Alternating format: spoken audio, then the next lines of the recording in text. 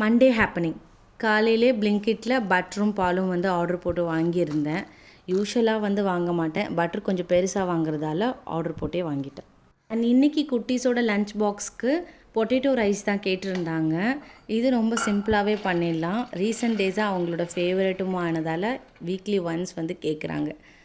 காலையில் அவங்களுக்கு சுண்டல் வந்து ஸ்நாக்ஸுக்கு வந்து நைட்டே ஊற வச்சுட்டேன். இது வந்து காராமணி பயிர் தான் நினைக்கிறேன். தப்பாக இருந்துச்சுன்னா கமெண்ட்டில் சொல்லுங்கள். ஸோ இந்த பொட்டேட்டோ ரைஸ் செய்கிறதுக்கு ஆனியன், பொட்டேட்டோ, தக்காளி, கொஞ்சமாக பூண்டு இது இருந்தால் போதும். குயிக்காக ரெடி பண்ணிடலாம். அண்ட் டேஸ்ட்டும் சூப்பராகவே இருந்துச்சு. எப்போதும் யூஷுவலாக கொடுக்குற மாதிரி கொடுக்காம கொஞ்சம் டிஃப்ரெண்ட்டாக கொடுக்கலான்னு நினச்சிங்கன்னா இதை ட்ரை பண்ணி பார்க்கலாம்.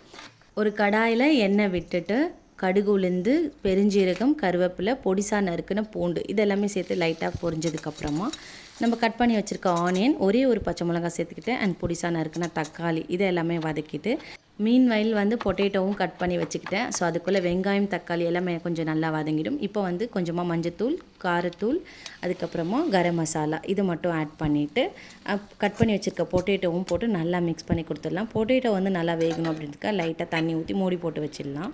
அதுக்கப்புறம் மசாலா கூட சேர்ந்து நல்லா பொட்டேட்டோவும் நல்லா வெந்துடும். நல்லா எண்ணெய் தெளிஞ்சு வந்ததுக்கப்புறமா ரைஸ் போட்டு மிக்ஸ் பண்ணி எடுத்தோன்னா பொட்டேட்டோ ரைஸ் சூப்பராக ரெடி ஆகிடும். கண்டிப்பாக ட்ரை பண்ணி பாருங்கள். சைட் டிஷ்க்கு நான் அரிசி வடகம் தான் வச்சு விட்டேன் ஃபஸ்ட் டைமாக. நம்ம சேனலில் ரீசெண்டாக லாங் வீடியோ அப்லோட் பண்ணியிருக்கேன். உங்களுக்கு யூஸ்ஃபுல்லாக இருக்கும்னு நினச்சிங்கன்னா இந்த வீடியோ டைட்டிலுக்கு மேலே அதோட லிங்க் கொடுத்துருக்கேன். செக் பண்ணி பாருங்கள். பாய்.